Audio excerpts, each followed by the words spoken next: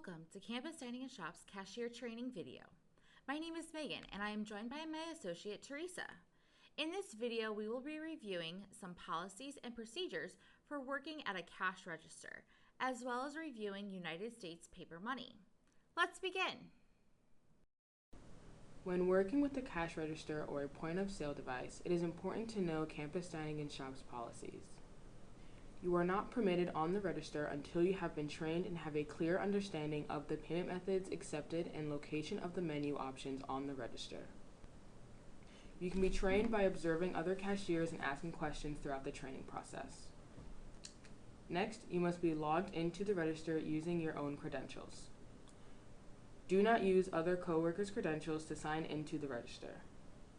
It has to be your own. When you are not working at the register, sign out. Next, you are not permitted to have a cell phone or a personal electronic device with you at the register. Keep them in a locker or secured in the manager's office. Once logged in, you must notify and alert a manager immediately if you make an error on the register. Do not leave the register unattended. Someone should always be present at the register to greet our guests.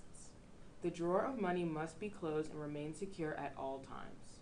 Cash money must always be immediately secured in the register drawer. If you must leave the register unattended for any reason, it is expected that you sign out and sign back in when you return. Finally, if you have any questions about policies, procedures, what to do, what something should be, or what something is, ask. Ask questions to those who are training you and to your managers. If you are unsure, ask. Next, we would like to review some different forms of payment that we here at Campus Dining accept. First, we take payments from the UB card in form of meal plan, dining points, campus cash, and flexible bucks. Take time to learn and understand the different forms of payment through the UB card. Next will be credit cards. And finally, we accept cash payments. It is important for our guest interactions that we always ask what form of payment the guest would like to use. Never assume what form of payment. Once the order is rung into the point-of-sale device, ask the guest, "How would you like to pay?" Wait for the response and follow the process for each form of payment. So now let's go over each of these forms of payment in more detail. First, there is the UB card payment. Under UB card payments, there are different accounts that could be used. Many students will be using a meal plan account. There are two types of meal plan accounts, either the 14 meals or the 19 meals.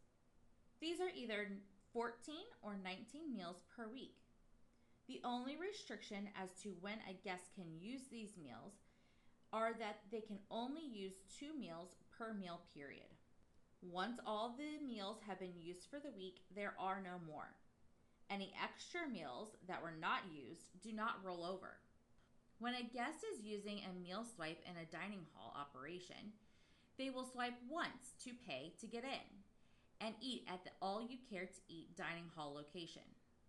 In other operations, there is a dollar amount associated with the meal swipe. If a guest's items for purchase are less than the amount, it will still take the meal swipe as one whole swipe. If the guest items for purchase are over the amount, they can still pay with the meal, but then will owe the difference to pay with either another meal swipe, dining points, or another form of payment. Here are listed the meal days and time and dollar amount associated with each meal period. Please study this carefully. This is important information you will need in working the cash registers. Dining points is another account on the UB card. This can also be used for food and beverage purchases. Dining points acts as a tax-free exchange account. Dining points are great to use during non-meal period times. As you can see from the meal exchange, there are times that no meal exchanges are allowed. During this time, dining points are great to use.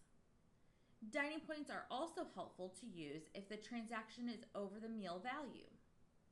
For example, if the guest meal comes to $13, they can use one meal exchange for $12.25 and then use dining points for the 75 cents. Next, there is the employee meal swipe. Any employee for campus dining and shops will be given a meal on the day they work.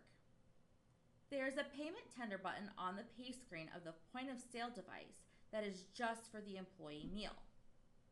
New hire employees will be given a slip for a meal exchange till their UB card is active and working. To tender this, ring in the order on the point of sale device. Then, on the pay screen, select the employee meal ticket button. Enter the amount for the subtotal without the tax. Then hit enter. Be sure to print 2 receipts, one stapled to the employee meal ticket and the other for the employee to keep. For all other employees, the amount is loaded daily on the employee's UB card. To tender this, ring in the order and select the employee meal button on the point of sale device.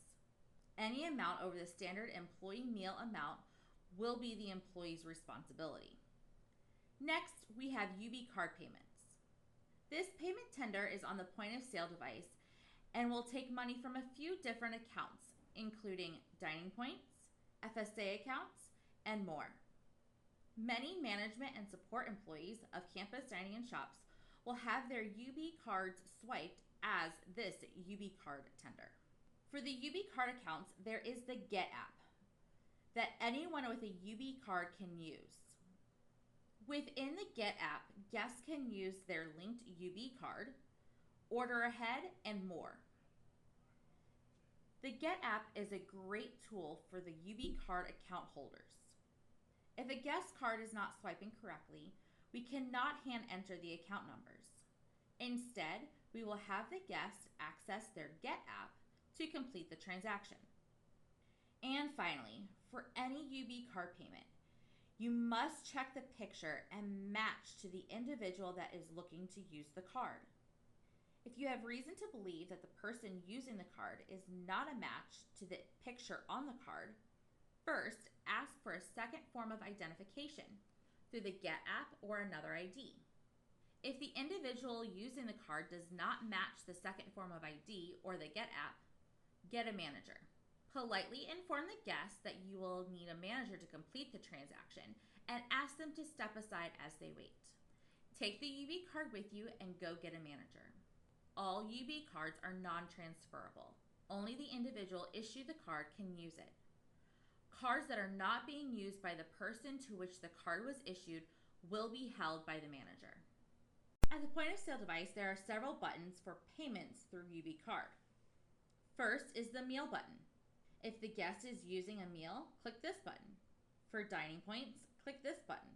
For UB card, click this button. For the employee meal, click this button. If the employee has a meal ticket, you will use this button. When you select this option, again, it will ask you for the amount before tax and then hit enter. Oftentimes, a guest will need to complete a transaction with a split payment. For instance, a student guest will use their meal plan but still have a balance. When this occurs, the point of sale device will still be in the middle of the transaction.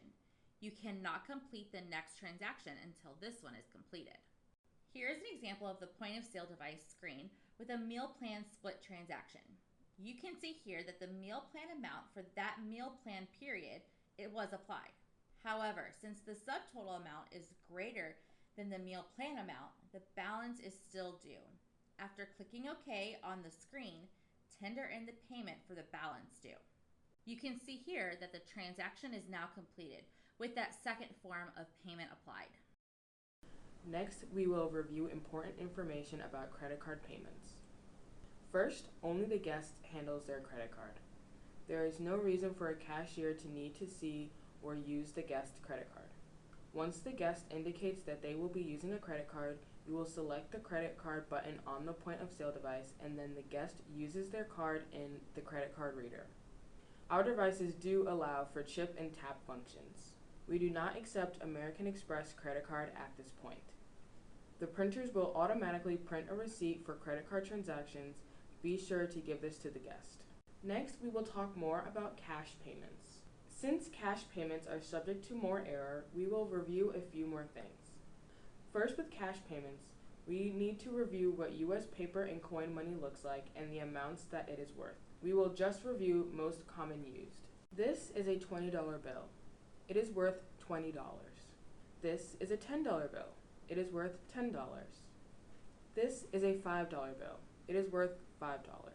This is a $1 bill. It is worth $1. For paper money, amount it is worth is clearly marked on the bill itself. For the purposes of coin money, there are 100 cents in a dollar. So next we have a penny. It is worth 1 cent. This is the only coin we will review that is a different color. This is a nickel. It is worth 5 cents. This is a dime. It is worth 10 cents. It is the smallest of all the coins despite its value. This is a quarter. It is 25 cents, which is a quarter of a $1 bill. It is also the largest of all of the coins. It is important to note for $20 bills, $50 bills, or anything higher, it is required to use the counterfeit pen to verify that the bill is not counterfeit. Simply mark the bill with the designated pen. If no marking appears, the bill is real. If the marking appears, the bill is not real and you need to alert management immediately. Now that we have reviewed what United States paper and coin money look like, we are going to review how to take a payment. We are going to review what someone would need to pay exact change. And then, on a different order, what they should get back in change if they pay over. When a guest gives you a cash payment and you go to the pay screen on the point of sale device, you will often see different things to key in for the sale. Familiarize yourself with the buttons. But there are options to key in the exact amount the guest gives you. And then the change due will appear on the screen. This is a great tool to help you know exactly what is owed to the guest if their cash payment goes over the required amounts. Let's review a few transactions. In and order a burger and fries. Their total amount for everything in their order is $14.33. In order to give exact change for the required amount, they would need to give you a $10 bill, 4 $1 bills, a quarter, a nickel, and 3 pennies. Next, we are going to take the exact same order, except the guest gives us a $20 bill in payment. They will have change owed to them for their $14.33 meal.